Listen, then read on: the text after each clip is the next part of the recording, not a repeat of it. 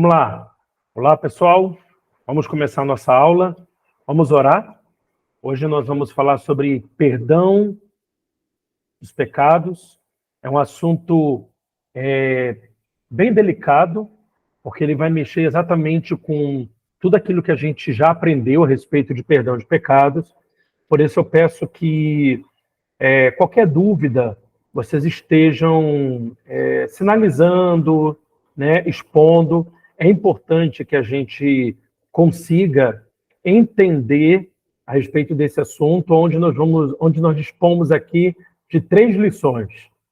3 lições que nós vamos trabalhar hoje para entender tudo que a gente precisa trabalhar a respeito do perdão de pecados. Amém? Pai, nós queremos agradecer pela Tua bondade, agradecer pela Tua infinita graça. Pedimos, Espírito Santo, que o Senhor esteja conduzindo todas as coisas nessa aula. Pedimos que o Senhor esteja nos direcionando na Tua boa, agradável e perfeita vontade. Pai, ajuda-nos a entender com o Espírito. Ajuda-nos a entender com a revelação que vem de Ti. Ajuda-nos, Senhor, a desconstruir tudo aquilo que talvez nós ainda não tenhamos entendido. Ajuda-nos, Senhor. Nós precisamos de Ti para que possamos desfrutar de plenitude, desfrutar daquilo que o Senhor conquistou na cruz para nós, em nome de Jesus. O Senhor fez, os méritos são seus, a graça, Senhor, veio por intermédio de Ti, e toda plenitude também é por intermédio da Tua pessoa, daquilo que o Senhor fez. Ajuda-nos, em nome de Jesus. Amém? Então vamos lá, gente. A gente vai falar sobre perdão de pecados, mas antes de falar sobre esse tema, eu quero trazer um entendimento para vocês. Uma coisa que Deus tem muita dificuldade, né, para lidar conosco não é o pecado. Ok? Deus não tem nenhuma dificuldade de lidar com o pecado, até porque o pecado já foi resolvido na cruz do Calvário. Cristo, quando morreu, ele morreu por causa dos nossos pecados. Então, o pecado não é uma coisa que ainda vai ser resolvida. O pecado é uma coisa que nós precisamos lidar, mas lidar da maneira correta. Ok? Todos nós ainda pecamos, porque ainda estamos nesse processo de sermos formados no sentido da revelação, mas Cristo já lidou com o nosso pecado e ele já foi resolvido. Mas qual é a dificuldade que Deus tem de lidar conosco? É a respeito do orgulho, ok? O orgulho é um dos grandes problemas que nós ainda temos quando nos relacionamos com Deus. Por quê? Porque nós temos uma necessidade de sermos merecedores de alguma coisa. E, gente, a graça, ela se manifesta na nossa vida quando Cristo morreu por nós, quando ainda éramos pecadores. Tudo bem? Mas o diabo, ele vai trabalhar para que eu e você, nós percamos tempo com o nosso orgulho. E aí, o que o diabo vai querer que a gente faça?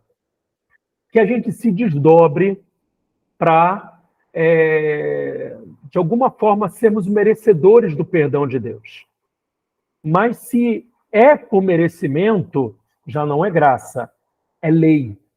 Porque a lei, você era abençoado mediante ao que você fazia. Na graça, nós somos abençoados mediante ao que Cristo fez. Perfeito? Então, o que o diabo ele vai trabalhar com você? 2 coisas.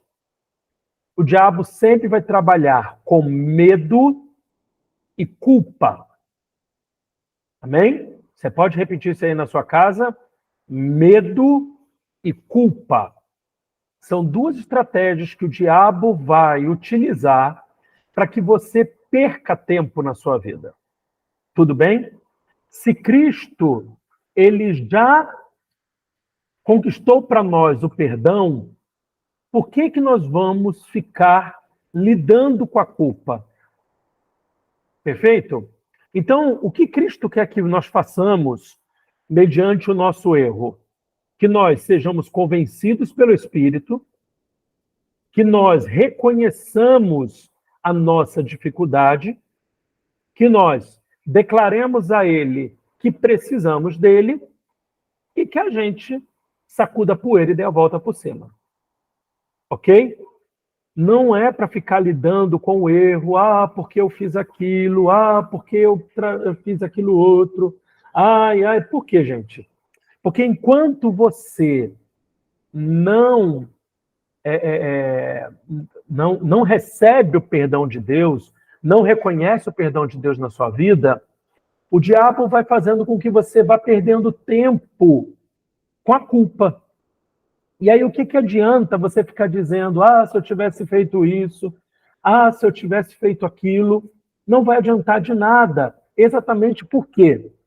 Porque, gente, não tem como voltar atrás. Não tem como você voltar no passado. Então, o que o Espírito quer que você faça é que você permita que ele te convença, ok? Porque a gente não pode esquecer de uma coisa. O Espírito Santo está substituindo a nossa consciência de pecado pela nossa consciência de justiça. Ok? Lembra? O Espírito Santo é aquele que nos convence do pecado, da justiça e do juízo. Pecado, o que, gente? Que nós éramos incrédulos.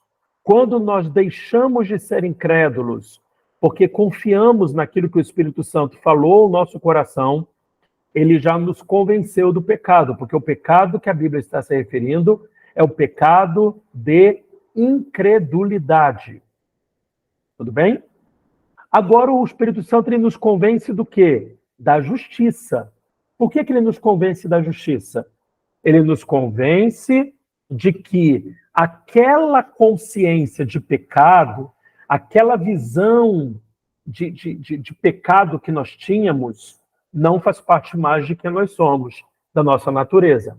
Então, ele vai, pouco a pouco, nos revelando o quão justo nós somos por causa de Jesus.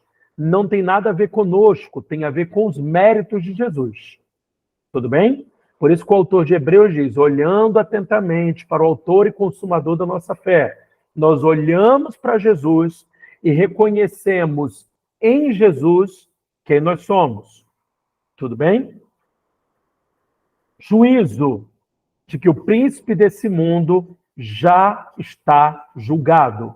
Então, que nós não devemos temer a Satanás, porque Satanás já foi julgado. Então, o papel do Espírito Santo no convencimento, hoje na vida do crente, tem a ver com a justiça e como nós vamos lidar com o diabo. Tudo bem? O Espírito Santo não nos convence mais do pecado. Ele já nos convenceu do pecado quando você era incrédulo. Quando você, pelo Espírito, correspondeu e passou a crer, ele te convenceu do pecado e agora o trabalho dele é te convencer dia após dia a respeito de quem você é em Cristo, e isso chama-se convencimento sobre a justiça. Tudo bem? E o convencimento a respeito do juízo fala sobre Satanás e seus anjos e como eles já foram julgados e como nós devemos lidar com eles. Mas, no meio disso tudo, a maior dificuldade de Deus é lidar com o nosso orgulho. Por que com o nosso orgulho? Porque a gente sempre está tentando fazer algo para merecer. Sempre está tentando fazer algo para ser aceito. E o que a gente precisa compreender é que nós já fomos aceitos porque Cristo cumpriu todas as nossas responsabilidades e ele nos aceitou. Tudo bem? Ok? Então, Cristo já nos aceitou. Por isso, hoje nós somos aceitos. Amém? E tudo que nós temos, tudo que nós somos, não é por causa daquilo que fazemos, mas é por causa daquilo que somos. E somos por causa de quem? Por causa de Cristo. Tudo bem? Tudo tem a ver com Ele. Nada é sobre nós. Tudo é sobre você. Tudo é para você. Ok? Então não tem nada a ver com você. Por que eu estou falando isso? Porque a gente tem algumas mentalidades equivocadas. Por exemplo, eu vou dar essa oferta aqui grande para que Deus possa me abençoar. Quando que Deus vai te abençoar? Quando você entender que você já é abençoado. E por que eu preciso dar oferta? Eu preciso dar oferta direcionada pelo Espírito. Não é o valor da oferta, não é a barganha que eu faço. Mas é o quanto eu confio no Espírito para que ele possa me fazer desfrutar de muito mais do que Jesus já conquistou. Ok? Plenitude. Amém? Muito mais do que Jesus já conquistou. Tá? Então, a gente tem aquela coisa da cabeça meritocrata, que é o seguinte: eu vou jejuar para me posicionar. A gente não jejua para se posicionar. A gente jejua para estarmos mais sensíveis ao Espírito, para que ele possa nos conduzir ao posicionamento correto. Não se trata de um esforço seu. Se trata do que Cristo fez e do que ele pode continuar fazendo na sua vida. Até aqui, pessoal, está tudo bem? Sim ou não? Por quê? Porque a gente está começando a mexer com a nossa cabecinha meritocrata. Então, na nossa cabecinha, a gente jejua para Deus fazer, a gente oferta para Deus fazer, a gente, não vou me comportar bem para Deus me abençoar. Não, nada disso. Deus vai fazer isso por causa de Jesus. Deus vai fazer isso por causa da sua vontade. Se nós obedecermos a Deus, nós estamos colaborando com aquilo que ele está fazendo. E se eu desobedecer? Você está dificultando o que Deus já quer fazer. Tudo bem? Então, para que a gente caminha em obediência? Para colaborar com aquilo que Deus está fazendo. Ok? Nós não obedecemos porque assim Deus vai ficar feliz comigo. Não. Só existe uma coisa que faz Deus se entristecer, que a gente lê, se eu não me engano, é lá em Efésios, que diz que o Espírito se entristece. Não entristeçais o Espírito. Qual é? O que é a única coisa que entristece o Espírito Santo? Não é o pecado. A única coisa que entristece o Espírito Santo é quando você abandona a sua posição. Ok? Fala comigo, Iago. Apóstolo, o senhor falou que por que caminhamos em obediência? E qual é a resposta para isso? Nós caminhamos em obediência para colaborar com aquilo que Deus já está fazendo. Tá ótimo. Beleza? Se a gente não caminha em obediência, nada. Se a gente não caminha em obediência, a gente acaba prejudicando o que Deus quer fazer. Porque, gente, quando nós desobedecemos a Deus, a gente só está tardando o que ele precisa fazer. Quantos aqui já viram pessoas que você fala assim, meu Deus, por que Deus dá tanta chance para essa pessoa? Quem já viu isso? Levanta a mão, fala assim com a mão. Eu! Por que você vê isso? Deus dando chances. Porque a vontade de Deus é cumprir o seu propósito na vida de cada um. Enquanto essa pessoa tiver vida, Deus não muda quanto ao seu propósito. Tudo bem? Existem momentos que nós nos colocamos numa posição tão complicada que não existe mais o que Deus fazer, mas é por nossa causa. Não que Deus não seja capaz, porque muitas vezes nós não queremos. Tudo bem? Então Deus é capaz de tudo, gente. Deus pode tudo, Ele tem todo o poder. Ele é o grande El Shaddai, ok? Mas nós, às vezes, impossibilitamos o que Deus quer fazer. Então, nós caminhamos em obediência para cooperar com Deus, para cooperar com aquilo que Ele está fazendo. Ok? Então, coopere com Deus. Amém? Então, vamos lá. Então, a grande dificuldade que Deus tem não é com o pecado. A grande dificuldade que Deus tem é com a nossa mente meritocrata. E quando você vai permitindo que o Espírito Santo mude a sua mente, você vai começar a não mais se sentir culpado, mas você vai começar a caminhar em direção ao acerto, dependendo de Deus. Tudo bem? Até aqui, pessoal, tudo certo? Sim ou não?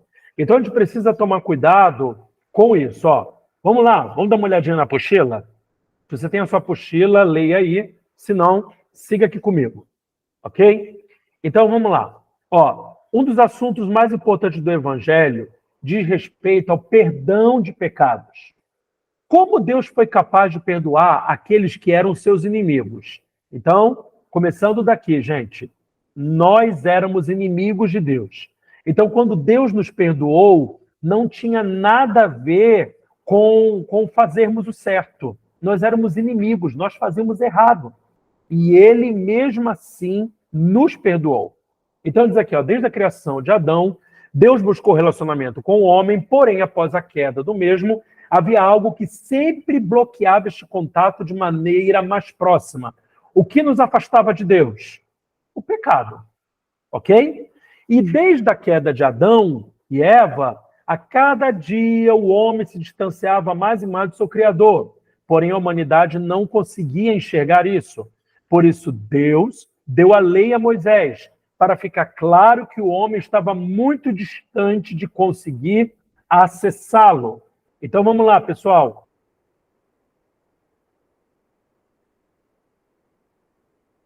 Veja aqui comigo. Qual era o propósito da lei? O propósito da lei era fazer com que o homem percebesse a sua condição. Ok? A sua incapacidade. Tudo bem? Por isso, em Romanos capítulo 4, verso 15, na parte B, diz o seguinte: e onde não há lei, não há o quê, gente? Transgressão. Ou seja, se eu não estou consciente da lei, não há transgressão. Antes da lei de Moisés, o homem não tinha consciência do pecado. Ele sabia que pecava, ele sabia que errava, mas ele não sabia exatamente, ele não tinha discernimento exatamente do quê. E Deus traz, por intermédio da lei, a clareza da condição do homem. Porque o propósito da lei era mostrar a incapacidade do homem de obedecer a Deus e de fazer com que ele buscasse um Salvador. Ok? Ou seja, era dizer, olha, Deus, o que eu estou vendo aqui não dá para mim. O que eu estou lendo aqui, ó, não consigo. Não consigo. Senhor, estou sempre errando. Por favor, ajuda-me. Mas o que o povo de Israel fez quando Moisés mostrou a lei? Eles disseram, diga ao Senhor que nós faremos tudo o que ele mandar. O que motivou o povo de Israel a fazer aquilo? Orgulho.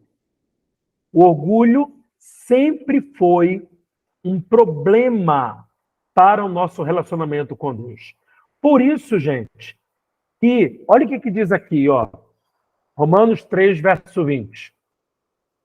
Portanto, ninguém será declarado justo diante dele baseando-se na obediência à lei. Pois é mediante a lei que nos tornamos plenamente o quê, gente? Conscientes do pecado. Amém? O esforço que o homem fazia para obedecer aos mandamentos que Deus havia dado não era suficiente para o religar a Deus. Ok? Desde o Éden, Deus estabeleceu a morte de um inocente para cobrir a culpa da humanidade. Gênesis 3:21 diz: e fez o Senhor Deus e a sua mulher túnicas de pele e os vestiu. Ok? Perceba que Deus não aceita a tentativa de Adão de cobrir sua nudez com folhas de figueira. Porque a figueira, gente, fala de orgulho. Ok? A figueira, por causa disso, se tornou um símbolo de orgulho para o ser humano.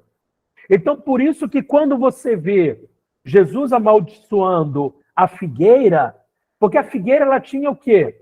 A figueira ela tinha aparência. Deus não busca aparência. Deus busca frutificação. Tudo bem? Vocês entendem agora por que Jesus chega diante daquela figueira, procura frutos nela, ok? E por que Jesus procura frutos? Primeiro, Jesus não queria ser precipitado. E por que ele não queria ser precipitado? Porque a figueira, ela poderia ter frutos escondidos atrás das folhas. E figueira com folha é uma figueira que deveria estar produzindo fruto. O que aquela figueira tem? Aquela figueira tem folha, aquela figueira tem aparência. E Jesus o que faz? Ele amaldiçoa a aparência. E ele mostra também, na hora que Jesus vai buscar frutos, dizendo que Deus não nos avalia segundo a aparência, mas ele vai buscar, não somente por fora, mas por dentro, frutos que manifestem esse convencimento do Espírito, falando hoje na nossa linguagem, que é a linguagem de sermos guiados pelo Espírito. Até aqui, pessoal, tudo bem? Então você percebe também Apóstolo, que Deus... Oi, fala. A figueira poderia ser comparada, então, à lei, onde Adão estava se escondendo atrás dela, e seria ali, vamos dizer, uma tipificação do que a lei representava? Não, a lei ela representa o caráter de Deus. Por isso que Paulo diz que a lei é santa, que a lei é boa, que ela é perfeita. O grande problema é que nós, por causa da natureza pecaminosa, não conseguíamos obedecer a Deus. Então a lei ela vem com o objetivo de mostrar para o homem essa incapacidade. A figueira, Iago, ela tem um propósito de falar sobre orgulho. Por quê? Lá em Gênesis 3:7, o que Adão faz, Adão e Eva? Eles produzem o quê? Eles produzem roupas a partir do quê? Das folhas de figueira. Então a figueira ela se tornou um símbolo de orgulho, entendeu? E aí, quando Deus providencia para Adão e Eva as vestes, ele mata um animal inocente, ok? Eu, particularmente, acredito que Deus não dá ponto sem nó. Ele mata um cordeiro e ele providencia, com a morte desse cordeiro, pele que serve agora de cobertura para a nudez de Adão e Eva. Isso já falava do que Cristo faria conosco. Toda nudez, toda exposição que o pecado fazia conosco, Cristo cobriu a nossa nudez. Ok?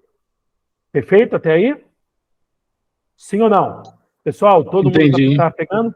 Beleza? Tá? Então a gente precisa entender, até a partir dessa fala do Iago, gente, todo o Antigo Testamento, ele aponta para uma pessoa, ele aponta para Cristo. Vou dar um exemplo para vocês, ok? Jacó, ele faz muitas coisas erradas, ok? Ele toma muitas decisões erradas. Mas quando Jacó ele vai falar com o pai, enganando o seu pai, o que a mãe dele orienta? A mãe dele orienta que ele faça o quê? Que ele se revista com pele de animal. Por quê? Porque quando o pai, que já era cego, tocasse na sua pele, ia sentir os pelos, né, como se fosse Esaú, ok? ali há uma tipificação de Cristo. Quem é Esaú? Diga comigo, o irmão mais velho. Quem é Jesus para nós? O irmão mais velho. Se revista do seu irmão mais velho para que o pai, ele ouça sua voz, mas ele não reconheça você, mas ele reconheça o seu irmão mais velho. Então, quando nós nos revestimos de Cristo, apesar de Deus ouvir a nossa voz, quem que ele reconhece em nós? O sacrifício de Jesus. Ok? Porque Isaac não conseguiu reconhecer que era Jacó.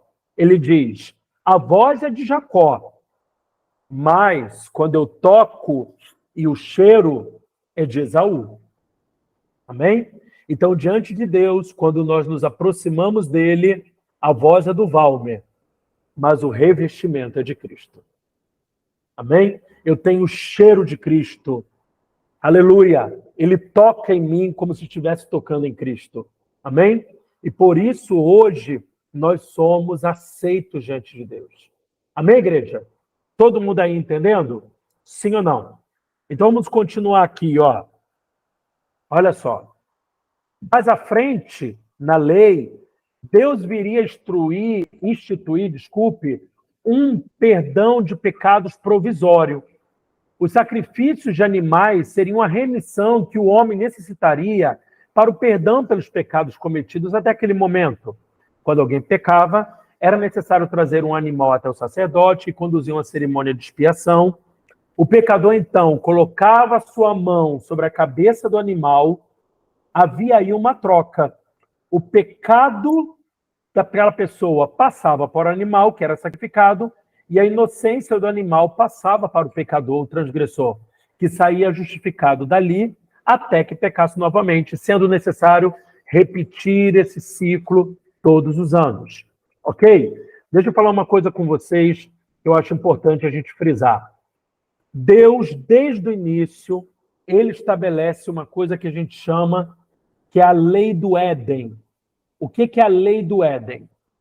Quando a gente lê a Gênesis, você vê Deus providenciando para o homem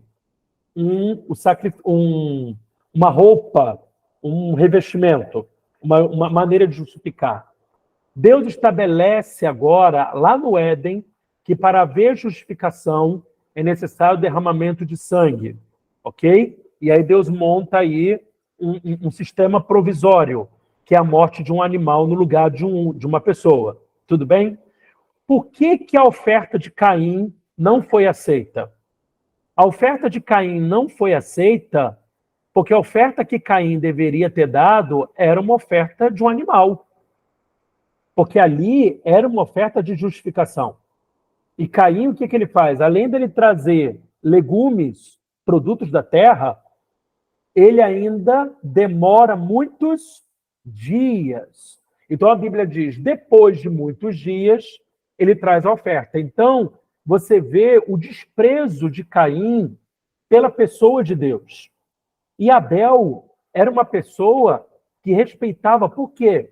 Porque ele, além de trazer a oferta de animal, ele ainda traz como sua primícia. É a primeira coisa que ele traz. Ok? Então a gente vê claramente que Deus já estabelece esse padrão. Quando se tem a lei de Moisés, a lei ela vai trazer toda uma regulamentação, uma organização de como as coisas deveriam acontecer. Tudo bem? Mas o sacrifício de animais já havia sido estabelecido aonde, gente? Lá no Éden, que a gente chama lei do Éden. Ok? É a primeira lei existente, que é a lei da justificação. Tudo bem, pessoal, até aqui? Ok? Vamos lá. Então diz assim, ó, através deste modelo, Deus estava anunciando o seu plano. Era uma sombra do que haveria de acontecer conosco. Quando Cristo morresse por nós, seu sangue imputaria sobre nós o quê? Sua inocência e justiça. Romanos 5:18. É verdade que um só pecado de Adão trouxe condenação a todos, mas um só ato de justiça de Cristo removeu a culpa e trouxe vida a todos. Amém, gente? Então vamos lá, removeu. Algo que está removido não tem mais sombras, ok? Então olha o que diz aqui. Vamos lá entender sobre esse ato de justiça que é o sacrifício de Jesus. O que o sacrifício de Jesus trouxe, né? Vamos entender. O sacrifício de Jesus, ele é perfeito, ok? Deus promoveu figuras, analogias que apontavam para o que Jesus faria na cruz. Lembra que eu falei com vocês que o Antigo Testamento aponta, é uma sombra de tudo que Cristo faria no Calvário, nos reconectaria novamente a Ele, restaurando o relacionamento integral e pleno que havia no princípio. Por isso, a cruz é o clímax deste plano de Deus. É a conclusão perfeita do trabalho de Deus em se conectar ao homem, desta vez, de forma definitiva e plena. Ok? Vamos ler aqui, Hebreus 10, do 1 ao 7. A lei constitui apenas uma sombra, um vislumbre das coisas boas por vir, mas não as coisas boas em si mesmas.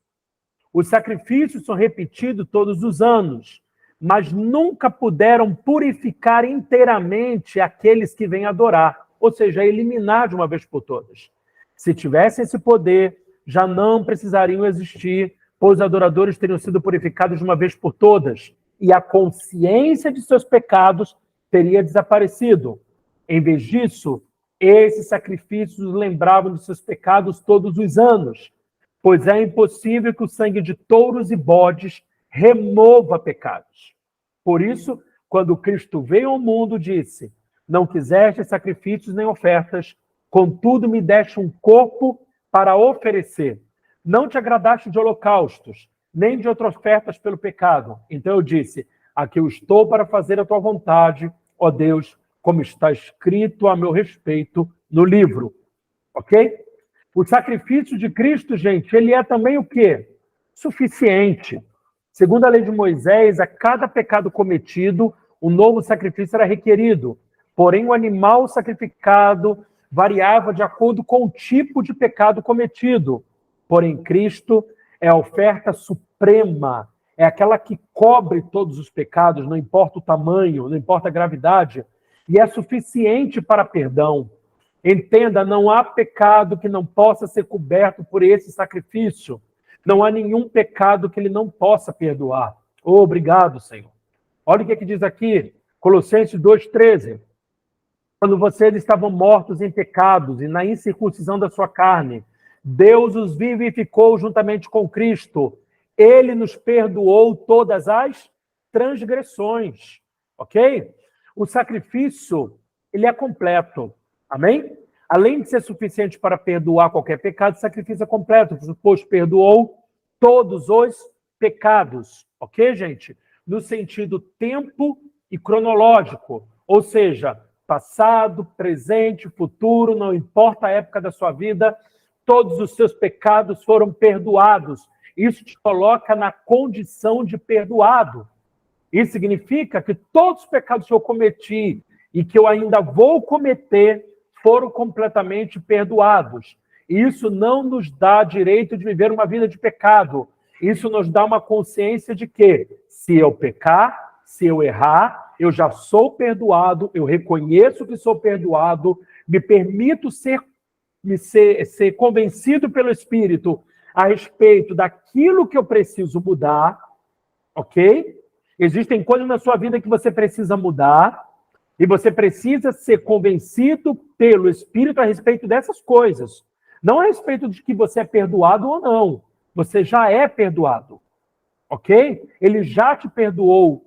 Ok? Então é importante que você coloque isso na sua cabeça. Errou. Não é para você ficar lidando com o pecado. É para você receber o perdão. Senhor, eu recebo o teu perdão. E eu peço, Espírito Santo, ajuda-me a lidar com essa situação. Sozinho eu não consigo. É aí que entra o poder capacitador da graça. É aí que o Espírito Santo começa a te ajudar. Amém?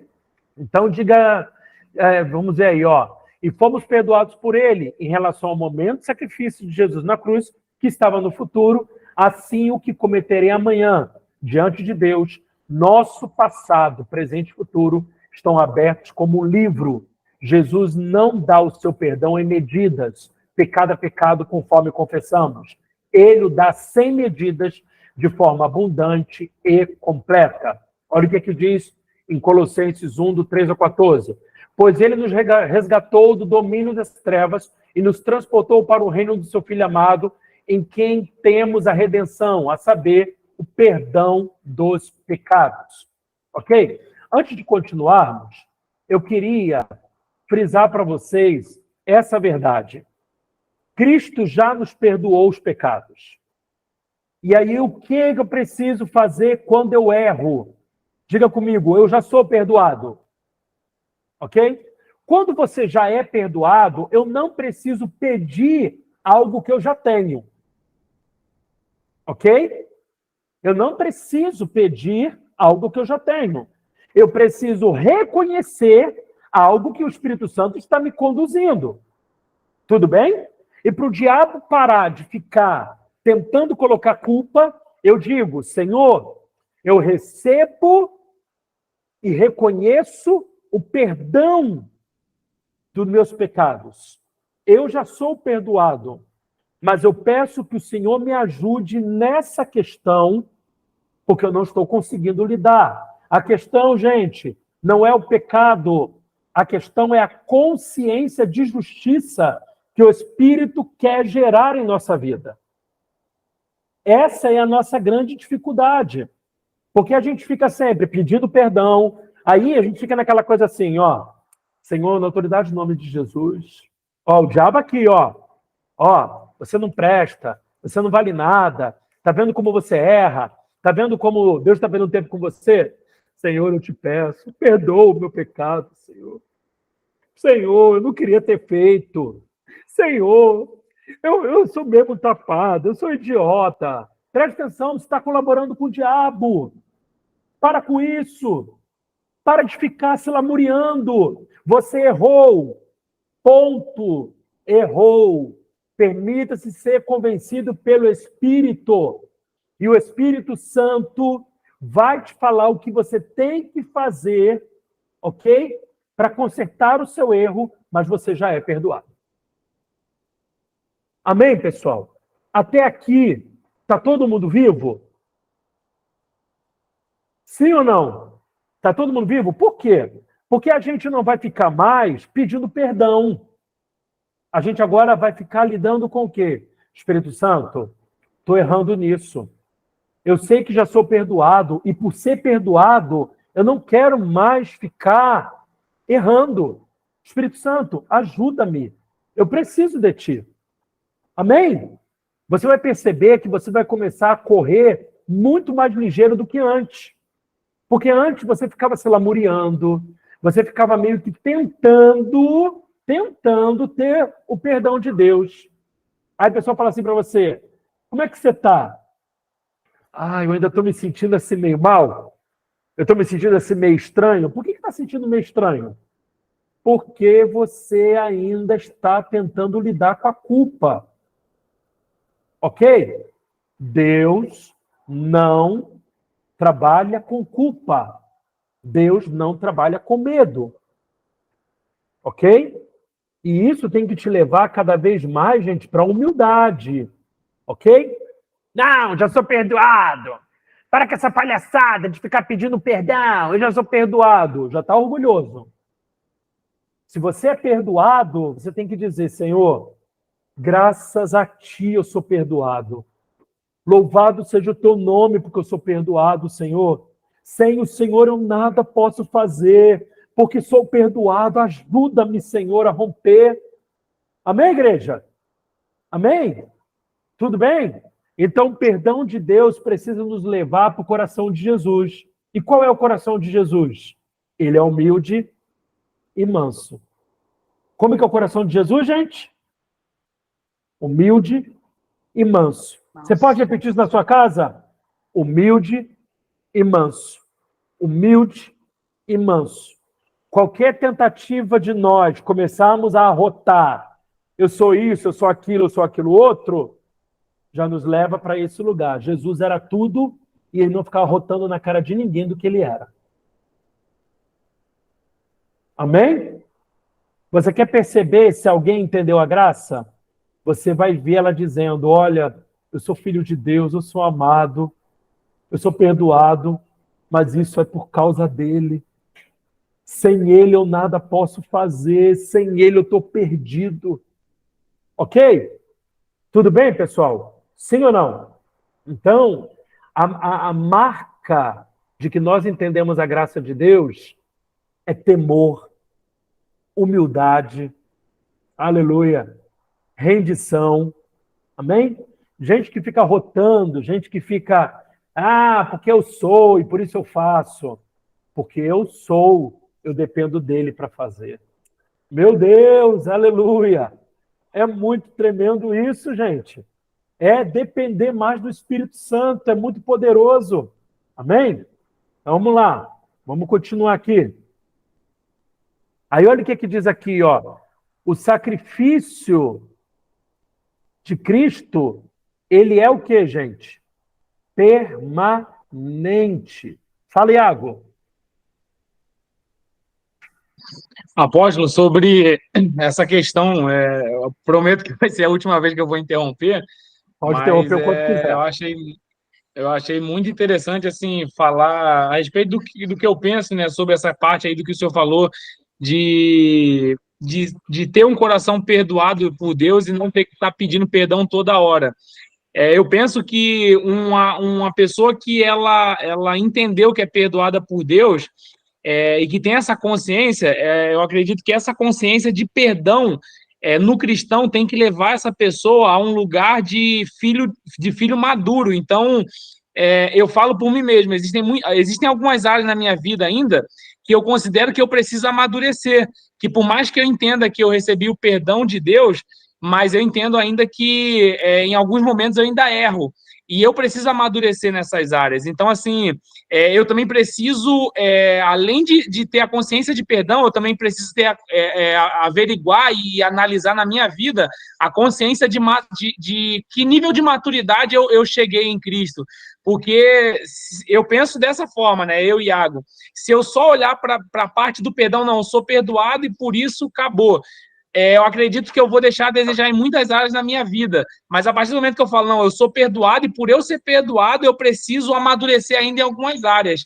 E aí eu lembrei do texto lá de Gálatas 4:1, que diz, se o herdeiro ele for menino, de nada ele difere de um escravo. Então, por mais que eu tenha o perdão, que é uma herança, vamos dizer assim, que o Senhor me deu, se eu não tiver essa consciência de filho maduro, eu vou estar sempre errando e nunca vou sair desse lugar.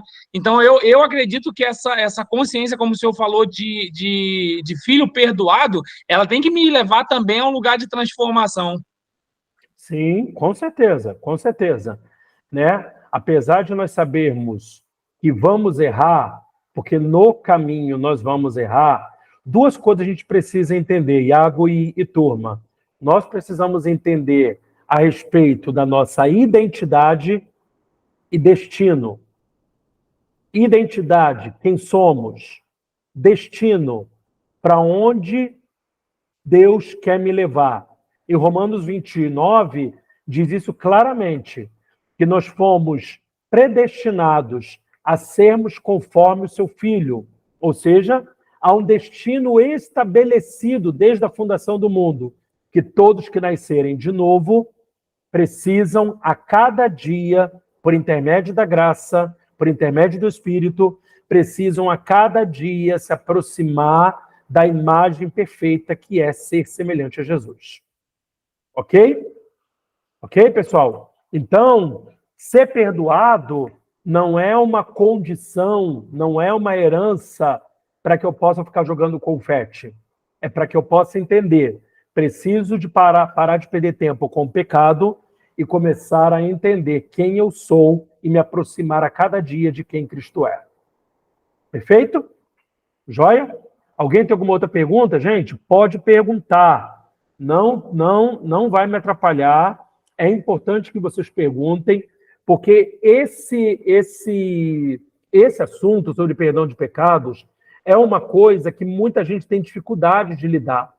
Porque a pessoa ela fica lidando com a culpa, e dentro de batalha espiritual, uma das coisas que a gente entende é que o diabo quer que a gente perca tempo. Por quê? Porque o diabo é o pai da mentira.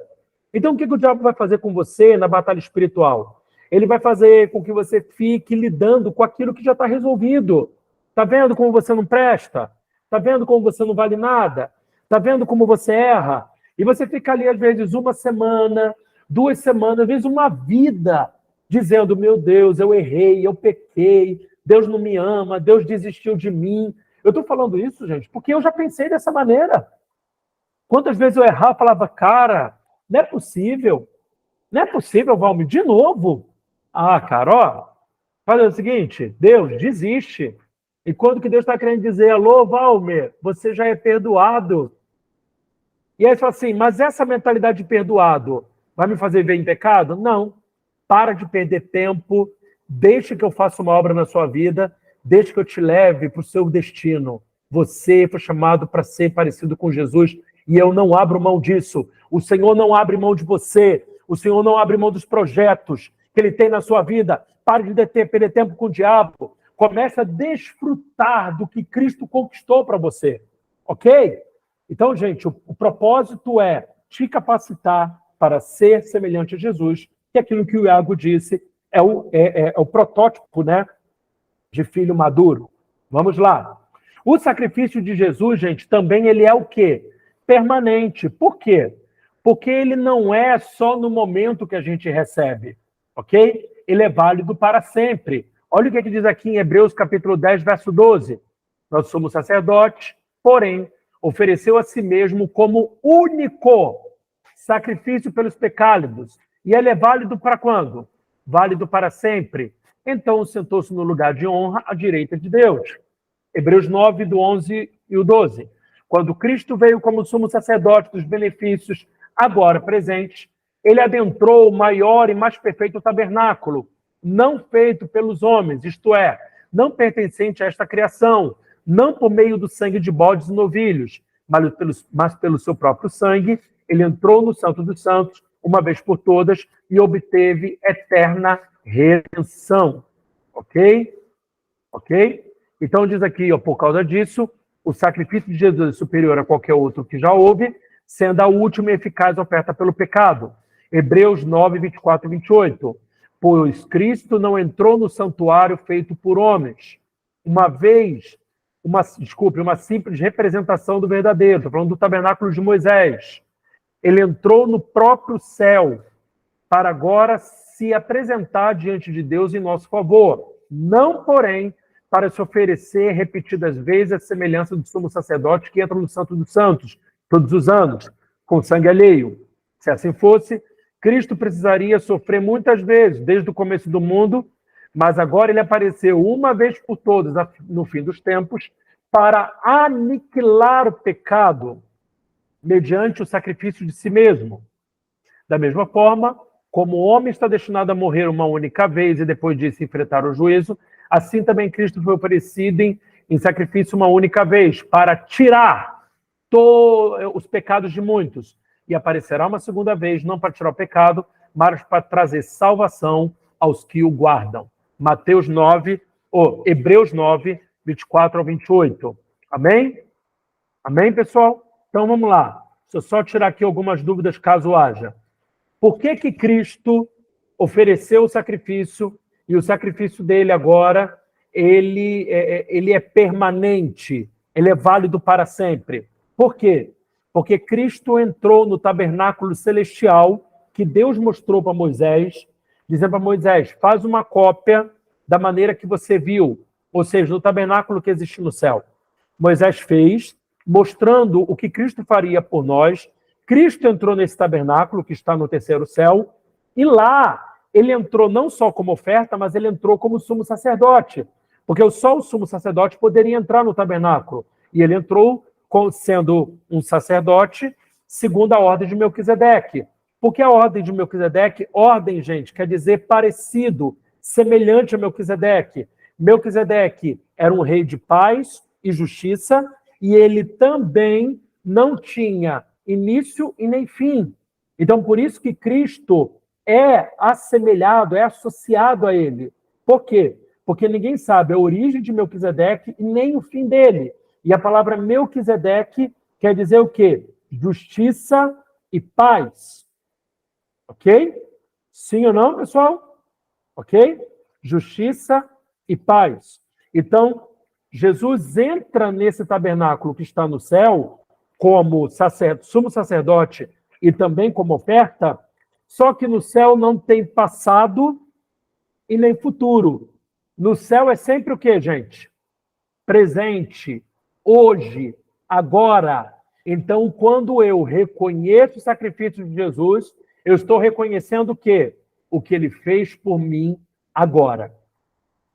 Ainda que tenha sido 2.000 e poucos anos atrás, o sacrifício de Jesus continua fluindo agora, hoje.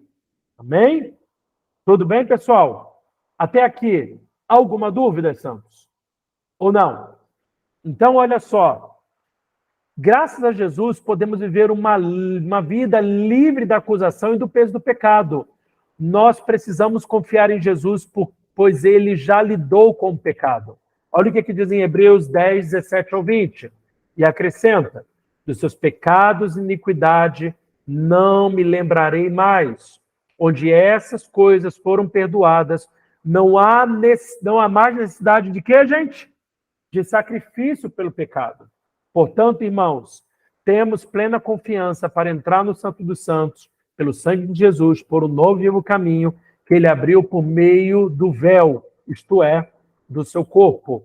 Ou seja, por intermédio do seu corpo, do seu sacrifício, aquilo que nos separava não nos separa mais. Amém? Então, nossos pecados foram perdoados de uma vez por todas, por intermédio de Cristo, e hoje nós podemos desfrutar dessa realidade em nossa vida. Ok? Pessoal, primeira parte, tá certo? Que é o capítulo, se eu não me engano, 4. Tá tudo certo? Alguém gostaria de fazer alguma pergunta? A gente ir para o 2? Não? Então vamos lá. Então vamos para o 2, para a gente poder avançar. Ok? Vamos lá, gente. Nós vamos agora falar sobre confissão de pecados. Ok? Então vamos lá. Como falamos na parte 1 desse texto, o perdão de Deus é completo. Dessa forma, ele foi liberado sobre o meu passado, presente e futuro. Isso sou estranho, mas não deveria, pois quando Jesus estava na cruz em nosso lugar, todos os nossos pecados eram futuros. Ele morreu e nos perdoou quando ainda éramos inimigos dele. Olha o que diz aí, Salmo 32, verso 5. Ok?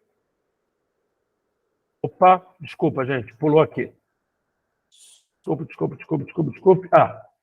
Romanos 5, versículo 8. Mas Deus prova o seu amor para conosco, em que Cristo morreu por nós, sendo nós ainda o quê, gente? Pecadores. Então, nosso pecado estava no futuro, Cristo já havia nos perdoado. Ok? Então, se nós já somos perdoados, e se nós já temos o perdão, por que nós devemos confessar o pecado? A gente vai entender isso agora. A confissão de pecados nunca foi um fator determinante para receber perdão. Nem mesmo no Antigo Testamento. Vemos a primeira citação sobre o confessar que aparece na Bíblia. Levítico 5, do 5 ao 6.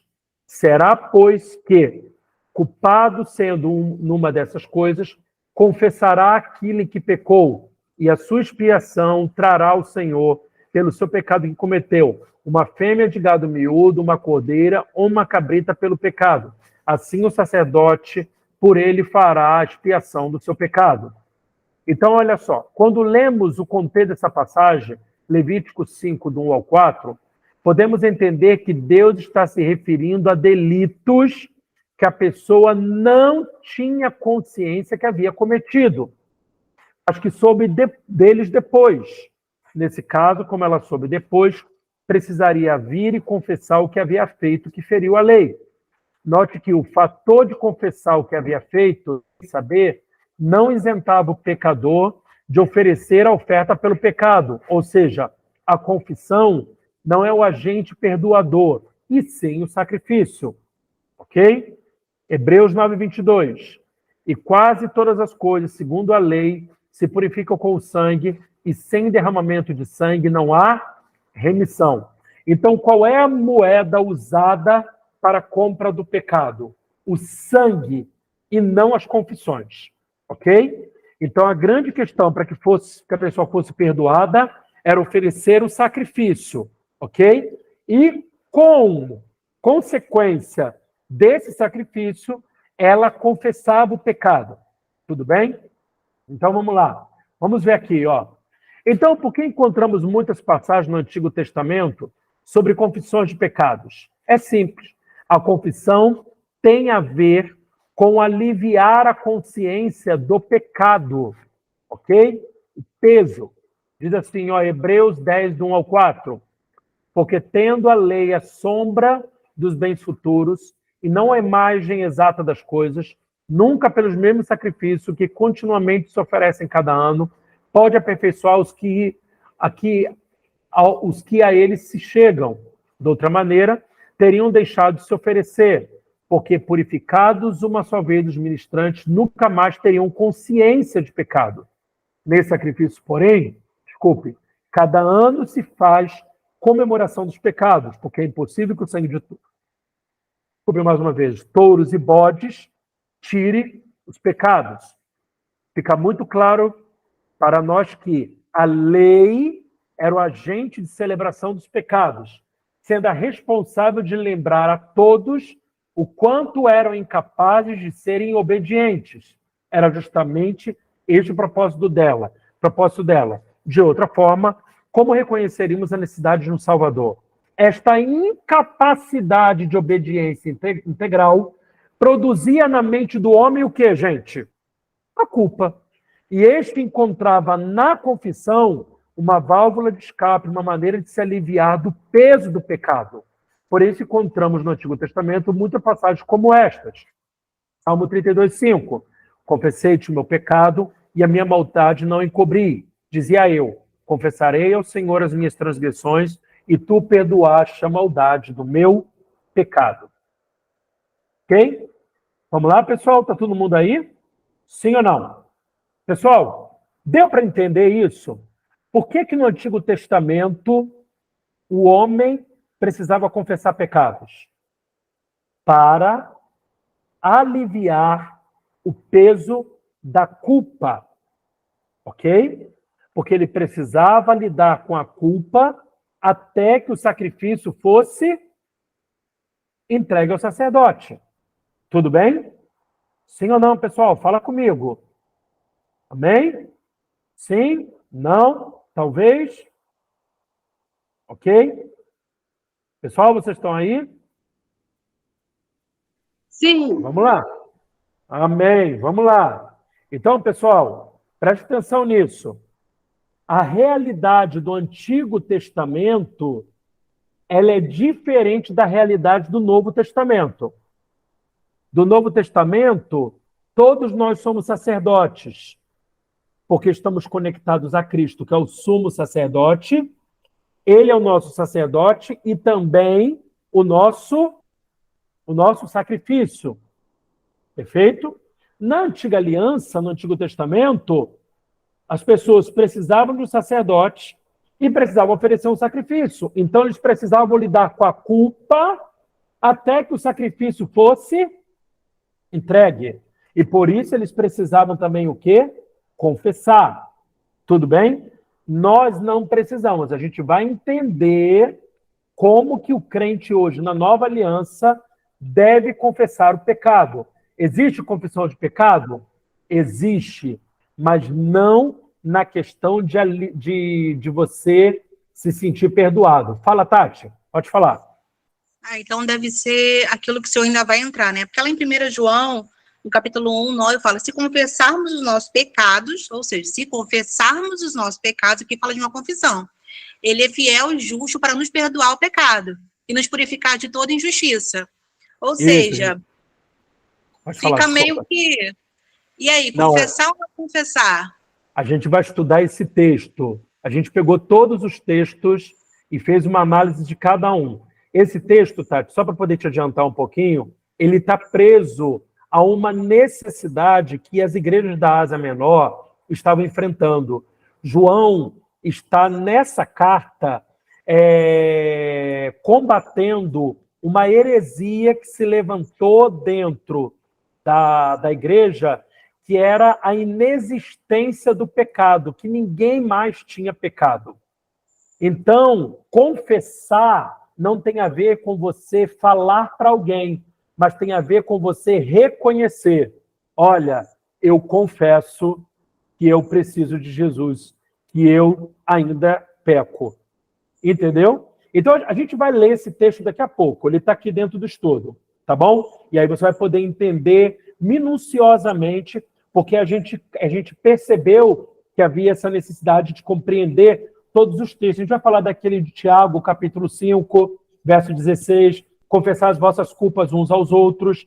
A gente vai entender que ainda existe uma necessidade, mas é dentro de uma situação muito específica. A gente vai tratar sobre isso também. Beleza? Tá bom, pessoal? Eu sabia que isso ia vir, que bom que a Tati já chamou a atenção da gente para isso, que é para vocês já ficarem com aquela expectativa. Mas vamos lá. Vamos continuar aqui para a gente chegar rapidinho nesse texto que a Tati citou. Então, pessoal, olha só. A consciência dos pecados era o motor da confissão. E não é esta consciência que o Espírito quer gerar em nós, que somos filhos de Deus. Amém? Qual é a consciência que ele quer gerar? A consciência da justiça. Lembra João 16, 8? Ok? E aí a consciência de justiça é porque sou perdoado, porque sou filho de Deus, porque sou amado, porque fui aceito, eu fui chamado para as boas obras. Olha o que diz aqui. O apóstolo Paulo, que escreveu grande parte do Novo Testamento, teve alguns embates com a igreja de Corinto. Eles estavam vivendo na prática de muitos pecados, porém, em nenhum momento vemos Paulo fazendo um apelo para a confissão de pecados deles. Na verdade, o método de Paulo consistia em fazer o quê, gente? Em lembrá-los do que Cristo já havia feito neles e por eles. Paulo trazia a consciência de quem eles eram, justos. 1 Coríntios 6, 11. Assim foram alguns de vós, mas vocês foram lavados, santificados, foram justificados em nome do Senhor Jesus Cristo e no Espírito do nosso Deus. Olha o que diz aqui 1 Coríntios 6, do 15 ao 20. Vocês não sabem que os seus corpos são membros de Cristo? Tomarei eu os membros de Cristo e os unirei a uma prostituta? De modo nenhum. Vocês não sabem que aquele que se une a uma prostituta é um só corpo com ela? Pois, como está escrito, os dois serão uma só carne. Mas aquele que se une ao Senhor é um espírito com ele. Fujam da imoralidade sexual. Todos os outros pecados que alguém comete, fora do corpo, os comete. Mas quem peca sexualmente, peca contra o próprio corpo. Acaso não sabe que o corpo de vocês é santuário do Espírito Santo que habita em vocês, que lhes foi dado por Deus e que vocês não são de si mesmos? Vocês foram comprados por alto preço. Portanto, glorifiquem a Deus com o corpo de vocês. Por que será que encontramos nas 14 cartas de Paulo às igrejas qualquer menção à necessidade de confissão de pecados? Se de fato essa prática fosse um ponto crucial na doutrina de Cristo, Paulo estaria, de alguma forma, lesando os cristãos a quem endereçava as cartas, por não mencionar um ponto tão importante do Evangelho. Olha o que diz em Colossenses 2,13. Quando vocês estavam mortos em pecados e na incircuncisão da sua carne, Deus vivificou juntamente com Cristo. Ele nos perdoou todas as transgressões. Ok? Vamos lá? Agora chegamos no texto que a nossa querida Tati estava citando. Ok? Contexto de 1 de João 1,9. Ok? Todo texto está preso a um contexto. Então diz lá, exatamente o texto que ela leu. Se confessarmos os nossos pecados, ele é fiel e justo para perdoar os nossos pecados e nos purificar de toda injustiça. Há uma aparente contradição entre este versículo e tudo que lemos até agora. O versículo é claro. Se confessarmos, seremos perdoados. Porém, precisamos entender o contexto dessa carta de João. Vejamos um trecho do livro Não Confesse Seus Pecados. Em 1 de João, João não está se referindo aos crentes. Na verdade, João está falando com um grupo de pessoas que faziam parte de uma seita conhecida como gnosticismo. Ok? O que é gnosticismo? Gnosticismo é uma seita religiosa que se originou no século I, alicerçada em interpretações de relatos bíblicos, apócrifos e pelo viés filosófico médio-platônico e de cultos de mistério grecos, romanos e orientais. Olha só, os gnósticos não acreditavam na existência do pecado natural, do princípio do pecado. E também acreditavam que o mundo natural era o quê, gente? Mal. Portanto, eles não podiam tolerar a ideia de que Jesus realmente veio em carne. A carne material era considerada o quê? Ruim. Portanto, os gnósticos acreditavam que Jesus era alguma forma de ser espiritual. João era discípulo mais próximo de Jesus. Por isso ele inicia 1 de João 1, dizendo: aquele que ouvimos, que vimos com nossos próprios olhos e que as nossas mãos tocaram, ou seja, João estava atestando a humanidade de Jesus, defendendo a sua encarnação como homem. No contexto maior e nas demais cartas de João, vemos a sua ênfase em atacar a heresia gnóstica. João afirma em 2 João 1,7 que muitos enganadores entraram no mundo, os quais não confessam o quê, gente? Que Jesus Cristo veio em carne. Da mesma forma, em 1 de João 4,3, ele afirma que todo espírito que não confessa que Jesus veio em carne não é de Deus. Porque os gnósticos negavam a encarnação de Jesus, não poderiam receber salvação. Ok, pessoal? Até aqui, está todo mundo vivo? Beleza? Beleza? Tati, quer perguntar? Pergunta, minha flor. Então, é porque eu não sei abaixar essa mãozinha aqui, não sei se tem que clicar de novo, mas enfim. Então, aqui João, ele está falando não para a igreja em si, em relação à igreja, mas ele está ali quebrando essa seita. Estaria alertando a igreja, seria isso? Sobre o gnosticismo dentro da igreja. Seria isso. Então, quem precisava confessar o pecado ali, se arrepender, seria aquele povo. Então, preste atenção. Ele está... A gente vai terminar de ler para você poder ver.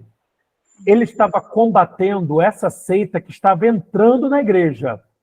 E algumas pessoas começaram a acreditar nessa seita. Ok? E João dizendo, olha, eu estive com Jesus, eu vi Jesus... Se você estudar sobre gnosticismo, você vai ver que em todas as 3 cartas de João, ele está exatamente quebrando alguma doutrina dessa seita. A não encarnação de Jesus, a questão do pecado original, que precisa confessar que Jesus veio em carne, ok?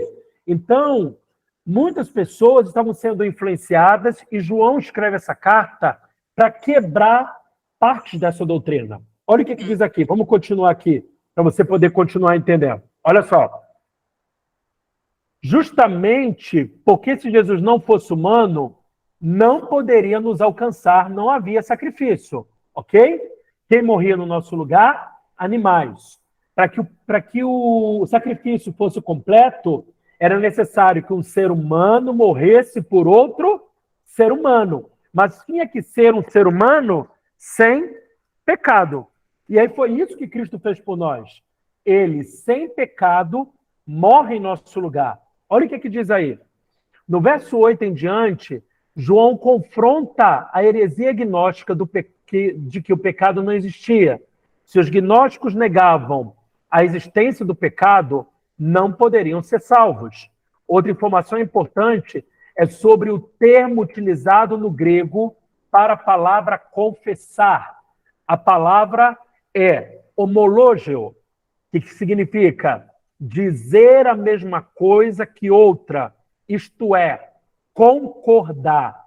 Então, de acordo com o contexto, João está dizendo para os gnósticos que nós precisamos concordar com o Espírito que pecamos, que de fato precisamos de salvação. E se isto acontecesse, nós estaríamos aptos para receber o perdão completo, como eles estavam no meio dos cristãos, mas ainda não havia se convertido, o Espírito Santo ainda os convenceria do pecado. Então, eles precisavam fazer o quê? Homologar, concordar, confessar que o Espírito testificaria no coração deles. Amém? Os gnósticos só poderiam receber a salvação se acreditassem que Jesus veio em carne para tirar o pecado que eles tinham. Sem essas duas verdades não haveria salvação. Ok? Agora entendemos porque João disse que ele nos purifica de toda injustiça. Essa não é uma constatação dada aos crentes. Na medida em que eles confessam seus pecados, mais uma afirmação para aqueles que possuem injustiça e que ainda não são a justiça de Deus em Cristo. O crente, ele é a justiça de Deus em Cristo e não possui injustiças. Outro detalhe é que João fala de purificação de toda injustiça. A palavra toda se refere a todas as injustiças. Esse é um claro aspecto da redenção completa para aqueles que creem em Cristo. Portanto, o objetivo de 1 de João 1,9, de acordo com o contexto, é persuadir os gnósticos a crerem em Jesus como Salvador. Esse verso não pode ser aplicado à vida do crente, pois se trata de um verso evangelístico para aqueles que ainda não foram salvos. Beleza? Perfeito. Perguntas? Tati, conseguiu esclarecer, minha flor? Sim, o final aí deixou bem claro, né? Muito bom. Ok? Obrigada. Então, a gente por nada, que isso? A gente precisa compreender que as cartas, gente, elas eram lidas diante da igreja. Então, estava todo mundo ali sentado. Pessoas que estavam frequentando, que estavam influenciando outras pessoas a crerem em doutrinas que não faziam parte do Evangelho de Jesus. Quer falar, Iago? Eu acredito que, como você falou, né? Se João não tivesse escrito isso, já, de forma alguma, os gnósticos eles iriam crer em Jesus, iriam reconhecer, né? Iam confessar os seus pecados, porque eles estavam baseados numa heresia, né? Nessa seita. E essa seita, ela nada mais, nada menos, ela eliminaria o sacrifício de Cristo, ou seja, seria em vão tudo que Jesus fez, né? Porque se nós não temos pecados, então para que Cristo veio morrer por nós? Para salvar? Por que nós precisaríamos de salvação se não temos pecados, né? Isso aí, perfeito. Ok, pessoal? A gente precisa analisar cada texto dentro do seu contexto. A gente agora vai analisar um outro texto, que é aquele texto muito conhecido de Tiago 5,16. Ok? Fala comigo, profeta. Por isso que é tão importante a gente conhecer a história, né? Conhecer a história da igreja. Ontem eu estava falando sobre também sobre Constantino, dos danos que ele trouxe, e todo o debate lá no Concílio de Nicéia, em relação aos arianos, dizendo que Jesus ele era uma criatura, né? Que ele não era Deus. Então, mas levou um tempo para que isso fosse considerado correto, até porque Constantino deu causa ganha para os cristãos, mas, na verdade, ele era ariano também. Ele concordava com aquilo, e depois ele mudou de ideia, e isso trouxe muitos danos. Então, na mesma forma, aconteceu ali com os gnósticos, né? Então, por isso que é tão importante a gente conhecer a história da igreja. É muito importante estudar sobre isso.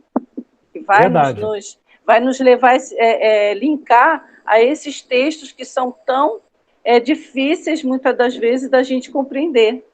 né? A gente não compreende alguns textos porque a gente não linka com a história e para quem está sendo falado aquilo, né? A gente toma logo para nós.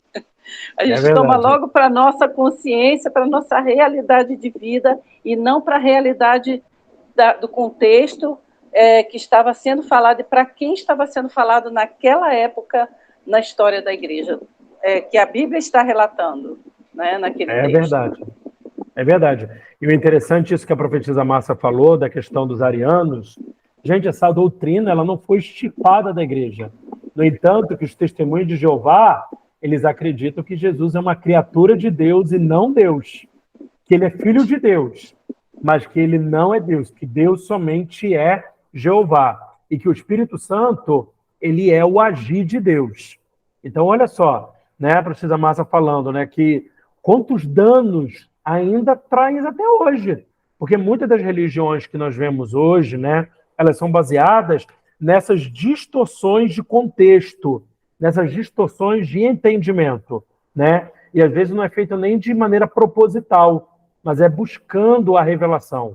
Mas conhecer com profundidade a história da igreja, seus movimentos, suas contrafacções, né?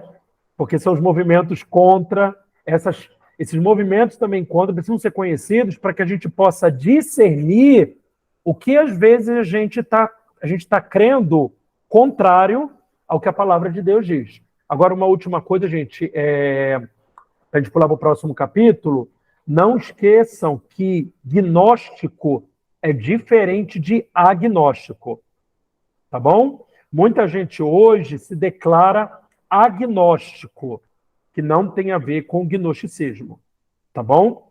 Joia? Vamos lá, então. Então, pessoal, vamos agora estudar aí a nossa última lição de hoje, que é o perdão de pecados, capítulo 3, que vai falar exatamente, capítulo 3 não, perdão da parte 3, que vai falar exatamente sobre o texto de Tiago 5,16, ok? Olha só, vamos lá. O que fazer quando o pecado acontecer? Então, a gente vai fazer aqui, de uma forma mais prática, o que a gente deve fazer quando a gente peca, tá bom? Então, todos nós ainda podemos cometer um pecado, mas Deus lida com o nosso pecado de uma maneira diferente do que ele lida com o pecado de alguém que não está em Cristo, exatamente porque nós temos a Cristo. Tudo bem? Então, vamos lá. A primeira coisa que eu preciso, não me sentir culpado. Ok? Por que não me sentir culpado? Porque é o primeiro sentimento que brota no nosso coração quando a gente falha. É a culpa. Amém? Ela nos dá a sensação de que estamos distantes de Deus. Quando Adão pecou, foi esse sentimento que o fez se esconder de Deus. O nosso inimigo vai tentar usar esse sentimento como arma, nos acusando, tentando nos mostrar que não somos dignos de apresentar diante de Deus. Esse sentimento acaba produzindo o que em nossa mente? Sofismas. E o que é um sofisma? Vamos lá? É um argumento ou raciocínio recebido com o objetivo de produzir a ilusão da verdade que, embora simule um acordo com as regras da lógica, apresenta na realidade uma estrutura interna inconsciente, incorreta e deliberadamente enganosa. Ok? Então, quem nunca pensou assim, bom, já que cometi o pecado, estou diante de Deus, vou fazer outras coisas erradas, porque quando for me arrepender, eu faço de uma vez só. Esse sofisma é muito comum, mas acredite, Deus não se distancia de nós quando falhamos. Não permita que a culpa o faça acreditar que você é um pecador. Nós somos santos por causa do sangue de Jesus. O sentimento de culpa também nos faz pensar que, porque falhamos, Deus está irado e decepcionado conosco. Então, a nossa carne, em um movimento de tentar reparar o erro, busca uma forma de compensar.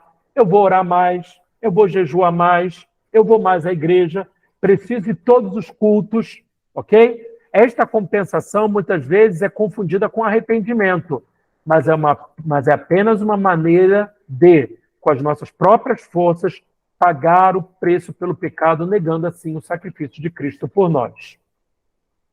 Pessoal, primeiro, está todo mundo em riba com isso? Todo mundo entendeu? Ok? Então entenda, não há problema nenhum de você jejuar mais, de você orar mais, de você ler mais a Bíblia, de você ir aos cultos, mas não como uma maneira de compensar a sua culpa.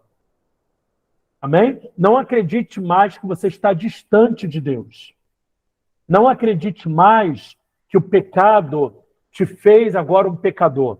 Isso precisa ser combatido, ok? Tá bom? Vamos lá. Continuando aqui. Receba o perdão de Deus. O fato é que ele nos perdoou em Cristo Jesus. Vivemos uma sociedade baseada no quê, gente? No mérito, para receber algo que precisamos, fazer por merecer. Mas não é assim que no reino funciona. Digo-lhes a verdade, quem não receber o reino de Deus como uma criança, nunca entrará nele. Ou seja, uma criança recebe porque alguém quer agradar, e não alguém que está fazendo por merecer. Mas sempre que pareça, esta é a nossa tarefa, receber. Deus, de sua finita generosidade e graça, escolheu nos dar o perdão. Então, receba-o. No momento que cometer algum pecado, ore dizendo, Senhor, eu recebo o seu perdão. Obrigado. Me ensine a viver na justiça de Cristo. Amém? Seja ensinado pelo Espírito. Quando recebemos o perdão, porque precisamos pedir que o Espírito nos ensine qual a situação. Portanto, se achega a Deus, não há condenação sobre nós. Deixa o Espírito Santo te ensinar a viver uma vida que que agrade a Ele. Permita que Ele gere em você a consciência de justiça, pois esta é uma consciência que nos fará semelhantes a Jesus na prática de boas obras. Ok? Pessoal, alguma dúvida até aqui? Não? Podemos continuar aqui? Então agora nós vamos trabalhar e estudar o texto de Tiago 5,16. Perfeito? Vamos lá. Em Tiago 5,16 diz, portanto, confesse seus pecados uns aos outros e ore uns pelos outros para serem curados.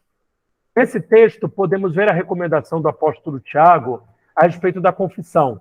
Note que o motivo pelo qual ele recomenda a confissão não é para ser perdoado, mas para ser o quê, gente? Curado.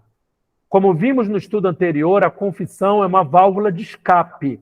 Ela pode ser utilizada para nos ajudar a lidar com diversas situações da vida, onde podemos buscar com nossos irmãos ajuda e conselho em situações que muitas vezes não sabemos lidar. A culpa e a condenação muitas vezes podem nos afetar, podem afetar a nossa saúde mental e física, e a nossa confissão também é um mecanismo criado por Deus para nos conceder cura. Portanto, se existe algo te afligindo, causando um sentimento de culpa e condenação, não viva nesta prisão. Procure uma pessoa de sua confiança e confesse e seja livre desses sentimentos. Mas entenda que você já é perdoado por Deus. Amém?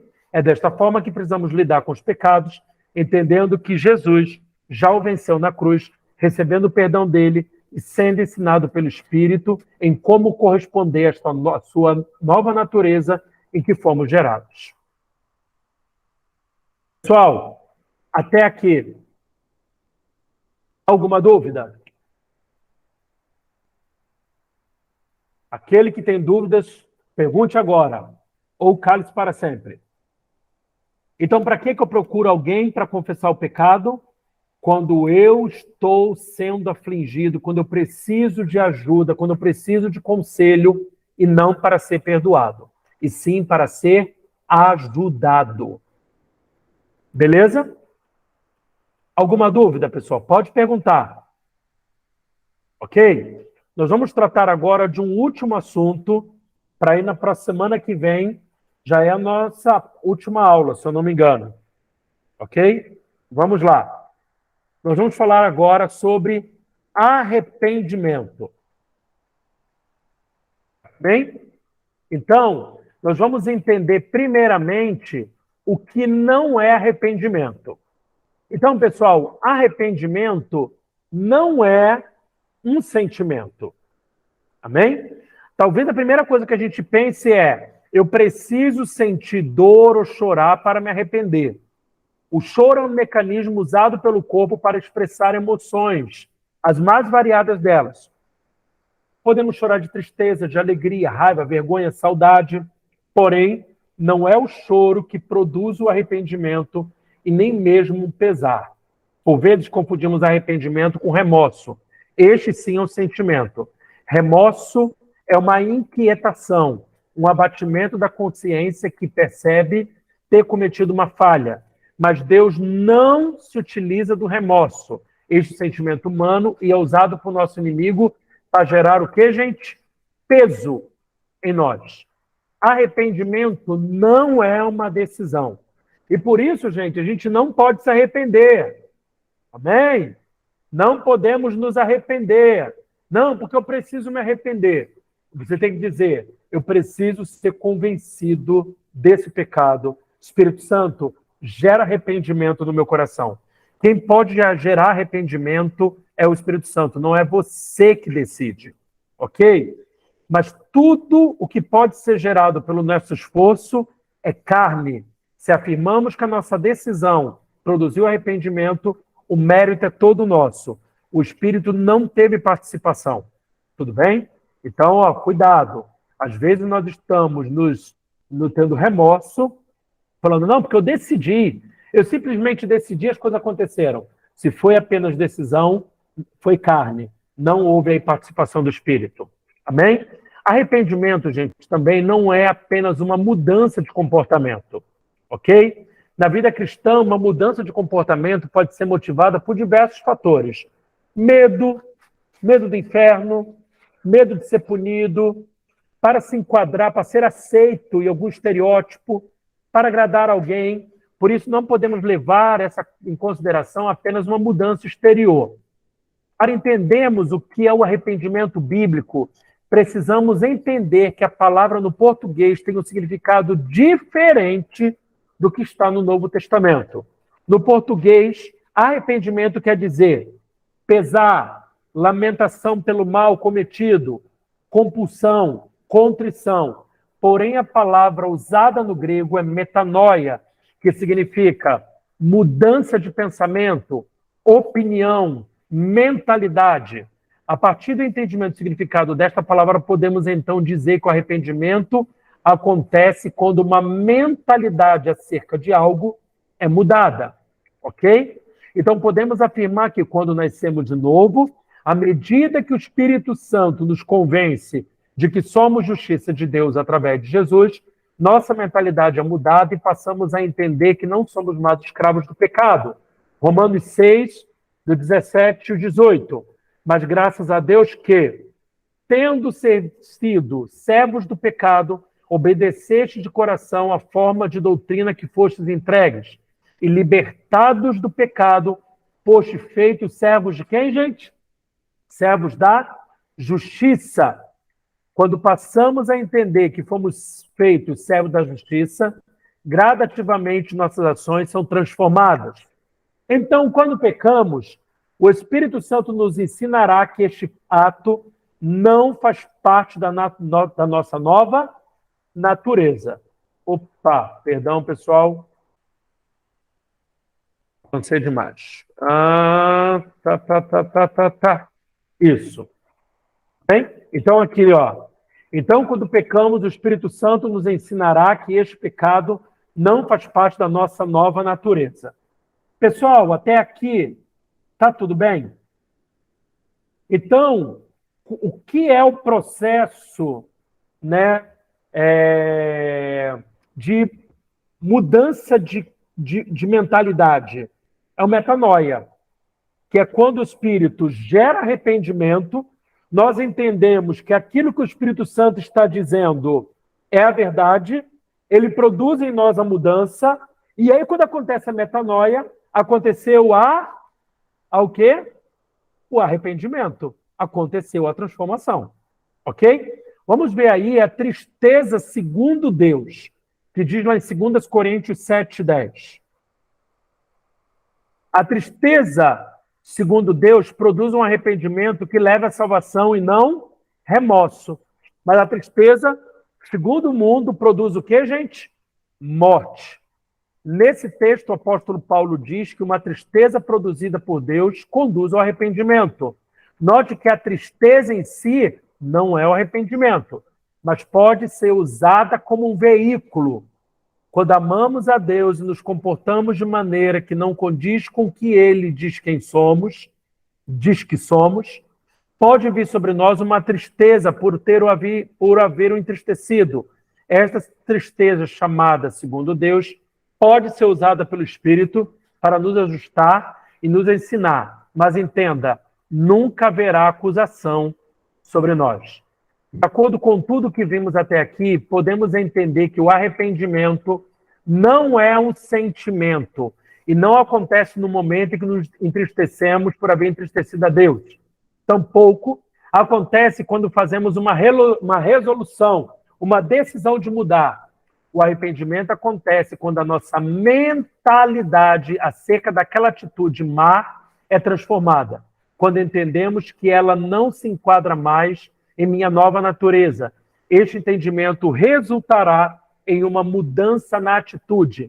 Nesse exato momento que, ao me deparar com a mesma situação, mas houver uma ação diferente que corresponde ao que Cristo faria, neste momento o arrependimento foi manifestado. Romanos 12:2. Não imitem o comportamento e os costumes deste mundo, mas deixem que Deus os transforme por meio de uma mudança em seu modo de pensar, a fim de que experimentem a boa, agradável e perfeita vontade de Deus.